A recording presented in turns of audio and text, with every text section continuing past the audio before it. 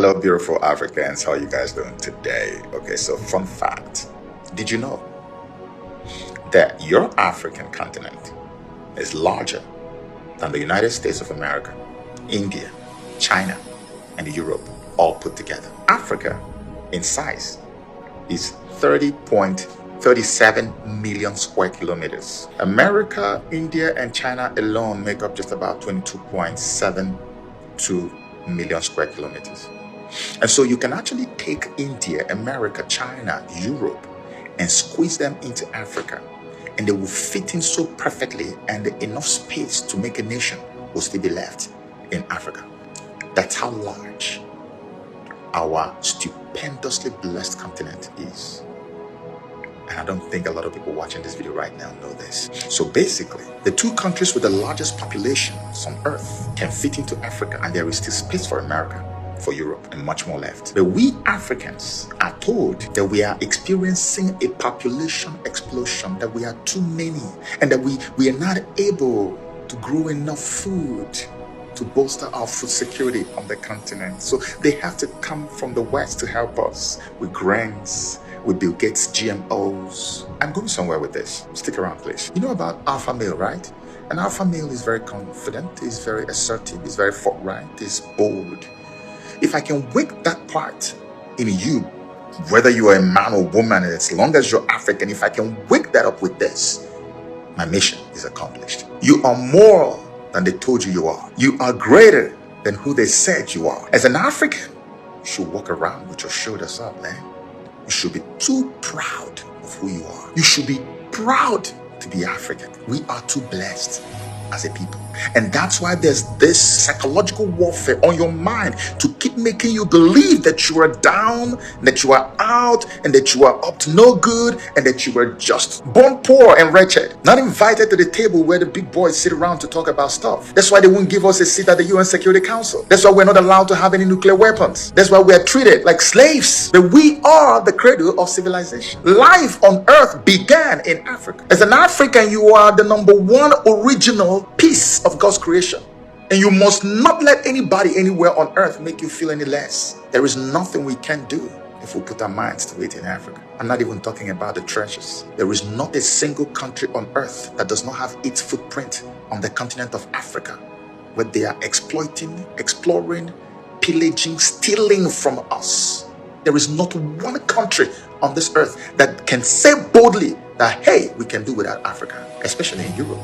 So Africa has subconsciously and constantly maintained the balance for the human evolution and civilization on Earth. But Africa gets zero credit for this, apart from that uncomfortable moment when Jacques Chirac, the former president of France, openly admitted that if it were not for Africa, that France would have descended into the ranks of third world countries. Look it up. This is why it is necessary that they have to constantly remind you that you are up to no good and that you are nothing without the West. Whereas it is the West that is absolutely nothing, gone, lost without you. I want you to know that today. You see, the battle to keep Africa down has been going on for so many years. Just a few days ago, there was this video, this guy that showed up on Tucker Carlson's show. His name is Kurt Weldon, was a former Republican member of the U.S. House. He said the reason NATO went and killed Gaddafi was not because he was a tyrant or because he was oppressing his people. It was because the man had a plan to lift Africa out of the artificially created economic backwardness that Africans have found themselves in. We were the ones that caused Gaddafi's death because Hillary Clinton played a game over there, and I was the one that went over there during the war. Gaddafi asked me to cover. I took a Biden staffer and a Bush staffer and a film crew leader from ABC One in New York, Larry Menti, with me, and a cameraman, because I didn't want the CIA to set me up. I hand carried the letter back from Gaddafi offering to resign. The U.S. didn't want him to resign. They wanted to kill him. Why? Because Gaddafi, and I met him 3 times. I took Biden on my second trip to Libya, by the way. He went with me when I spoke to the whole country. At every meeting I had with Gaddafi, he wanted 2 things. He wanted to unite the African continent into a group of nations economically, like the European economy. He wanted to base it on the gold standard. And the U.S. and Europe didn't want that. Their vested interest, their control and order the political systems in Africa, saw that this man was about to liberate the continent and make us no longer dependent on the dictates of the colonial West. So they decided the best thing was to take him out.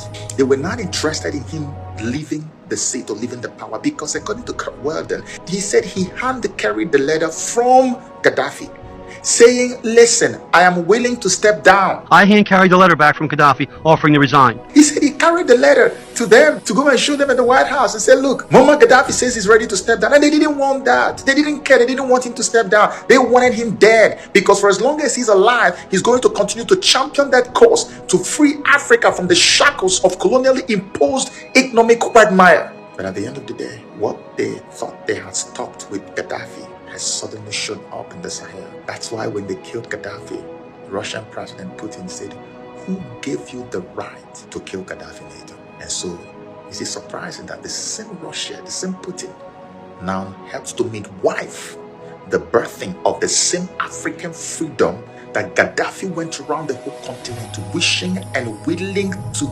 activate on our continent, ready with money, telling our presidents in Africa, stop taking money from IMF, from World Bank. I will give you that money. Let us reimagine the economic framework of Africa. They killed him for it, but look, it is finally happening in the Sahel. Burkina Faso, Mali, and Niger. That's exactly the Gaddafi blueprint is what they are practicing today. Africa is great.